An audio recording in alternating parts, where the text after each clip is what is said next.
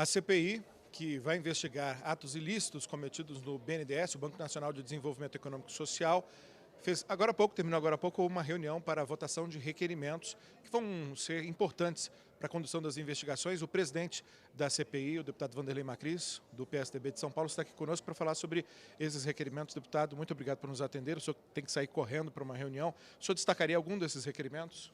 Olha, como tem sido praxe na comissão, o volume de requerimentos que tem sido apresentado pelos parlamentares é tão grande que nós já tivemos que fazer 3 reuniões e é a terceira reunião que nós estamos fazendo da CPI para solicitar uma série de documentos, contratos, informações do BNDES, informações do Tribunal de Contas, informações da CGU, desculpe.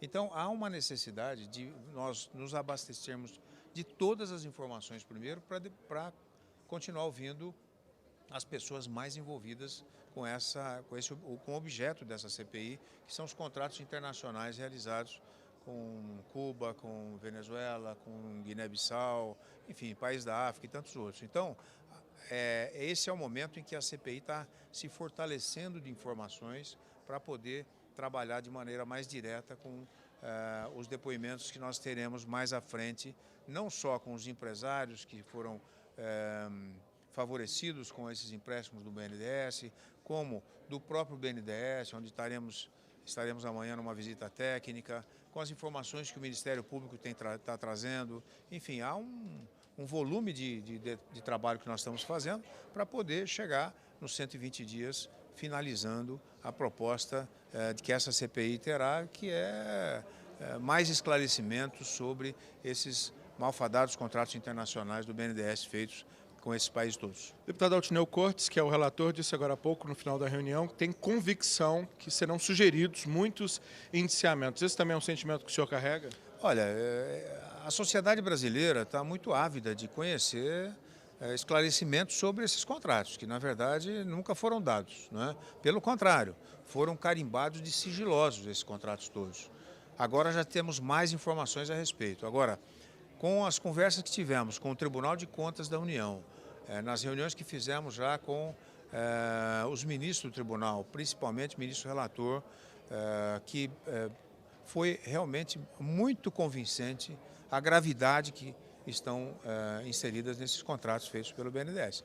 Portanto, nós já temos bastante indícios de que esses contratos foram feitos de maneira irregular para favorecer interesses, não é?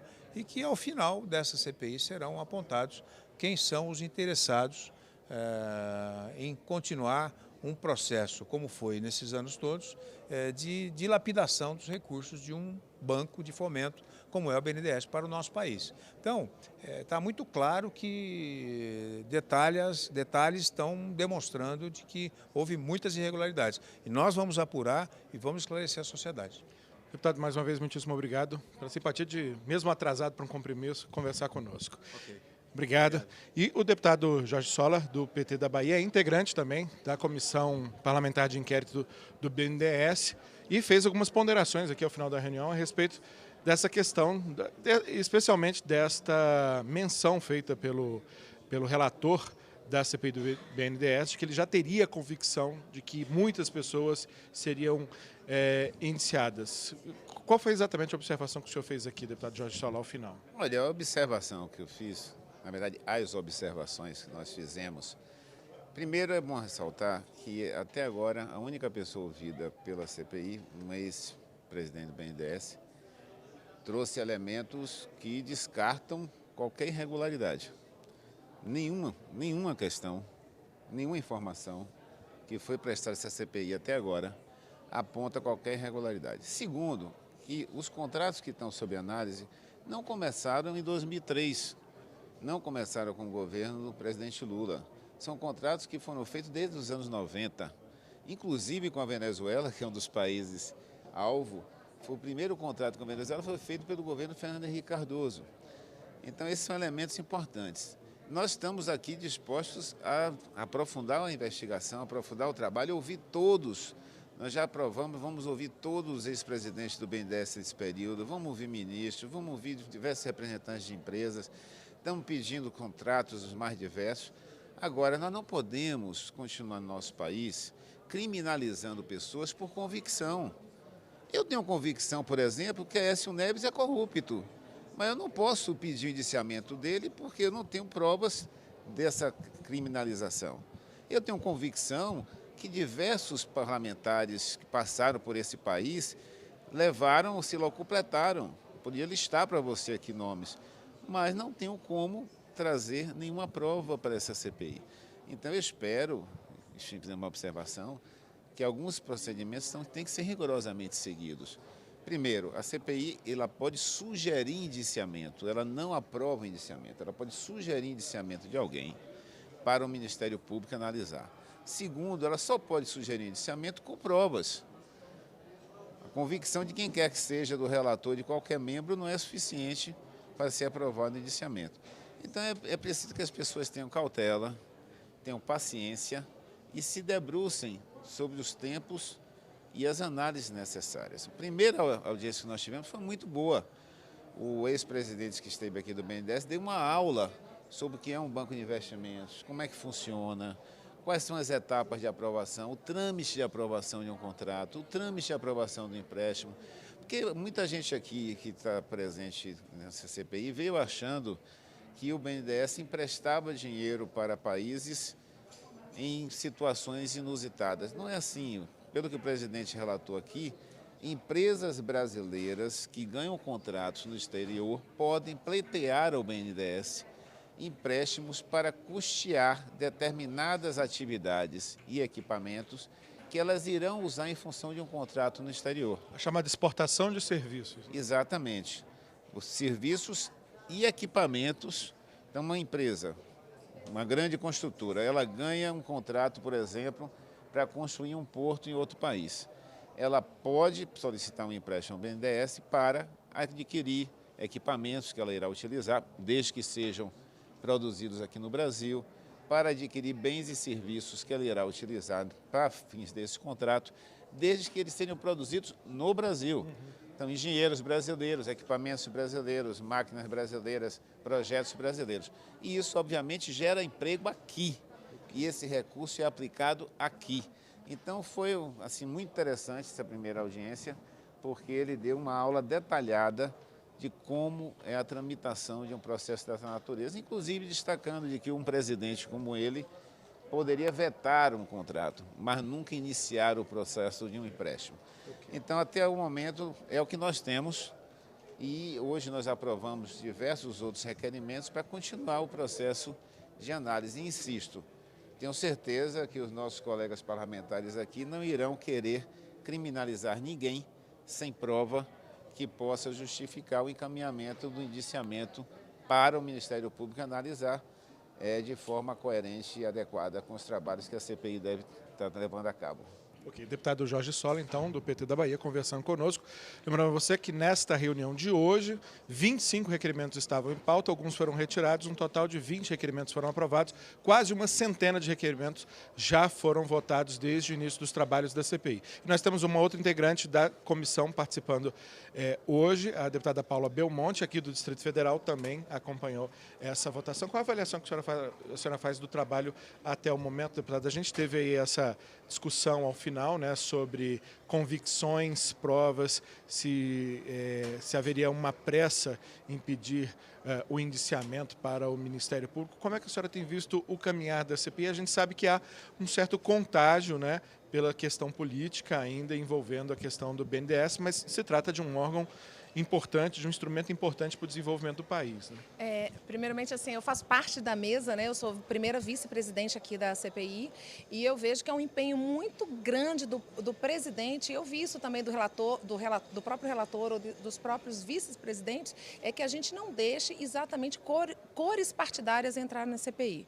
Eu acredito que o deputado relator tenha se expressado de uma maneira talvez assim não muito pensada, mas eu tenho acompanhado o trabalho dele e tenho visto o empenho dele realmente de trazer o concreto disso tudo. Nós estamos bem no início da CPI, quer dizer, tivemos alguns requerimentos, uma só oitiva, então é algo que ainda está muito inicialmente falando, né? Está tudo muito inicial, sendo que muitas mudanças que nós queremos entender do BNDES foi no início de 2003. Então, todos os documentos ainda não chegaram, as pessoas que estavam naquele momento não vieram ainda depor. Quando nós tivemos o depoimento do presidente, do Damian Fioca, ele já estava fazendo parte de um processo, de um procedimento que já tinha sido montado e mudado ao longo de um período. Então, ele não soube responder muitas perguntas, mas algumas perguntas eu acredito que ele teve também eu não vou dizer assim, uma vontade de mudar o pensamento. Por exemplo, ele trouxe aqui para os parlamentares, porque nós aqui parlamentares estamos aqui nessa comissão com todo o empenho, com toda a vontade, e eu vejo esse empenho e essa vontade de todos os parlamentares, independente de cor partidária, independente do seu cor, é de realmente trazer essa resposta para a sociedade. Eu vejo que a importância tanto de parlamentares da esquerda quanto da direita, para que realmente a gente traga a verdade como ela tem que ser. Quando a gente fala de oposição, a gente não tem que olhar a oposição como um lado ruim, mas sim de um guardião. Às vezes a direita está na oposição, às vezes a esquerda está na oposição. E o Damian Fioca, ele trouxe algumas comparações que eu fiquei ouvindo aqui a entrevista do deputado anterior, falando de como era o procedimento, mas ele trouxe comparações de empresa que não fizeram parte de nenhum escopo no sentido do BNDES. Por exemplo, ele falou de uma montadora, como era a questão da montadora, como que íamos trazer a exportação de material. Isso não aconteceu. Na realidade, nós tivemos esses contratos, todos que nós estamos investigando, de construtoras. Então, é diferente a comparação, porque uma montadora você imagina o carro, você imagina a roda, você imagina o material. Agora eu quero perguntar, e aí que eu fiz essa pergunta para ele, como que é que eu vou fazer a exportação do meu piche? Ou como eu vou fazer a exportação da minha rodovia? Porque o BNDES, a importância, e eu vejo que também é um compromisso da presidência, é que a gente não faça dessa CPI algo que tire a credibilidade do BNDES. Um objetivo é que a gente deixe os procedimentos mais transparentes e que ele consiga se fortalecer na sua função fim, que é o quê? Desenvolvimento econômico do país.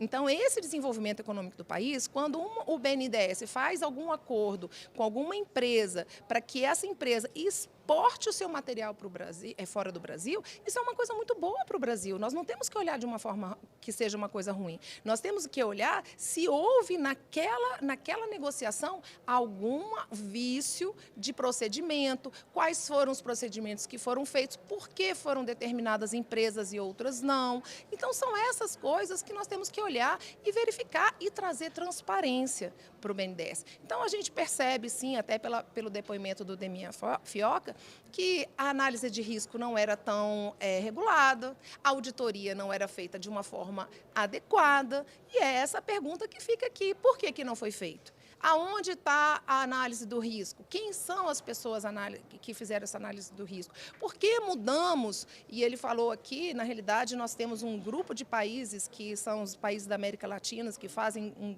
parte do Banco Nacional, Banco Central dos países, fazem parte dessa CCR que fala, que eram países que têm, por exemplo, risco 7. O que significa risco 7? Países que, quando a gente vai emprestar, é que nem seguro de carro. Um jovem que tem a idade com 21 anos, que não é pai, que não é casado, ou que já teve algum histórico de batida, o risco dele é maior do que aquele avô, daquela pessoa que é aposentada e tudo. Esses países tinham risco 7. Existem países com risco 1.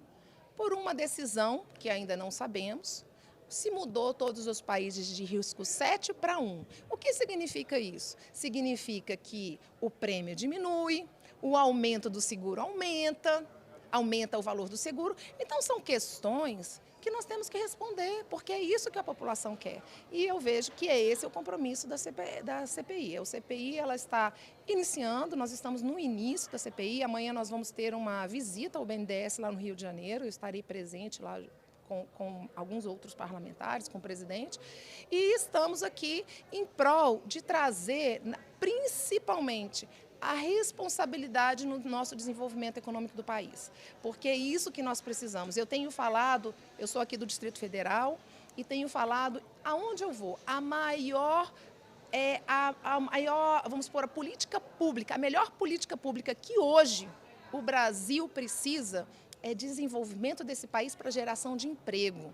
Nós estamos, quando a gente fala de emprego, é dignidade das pessoas. Nós temos aqui no Distrito Federal mais de 300 mil desempregados e ao longo do Brasil quase 14 milhões de pessoas desempregadas. Isso significa muito para o país, porque aí você entra na questão de saúde, você entra no desenvolvimento econômico.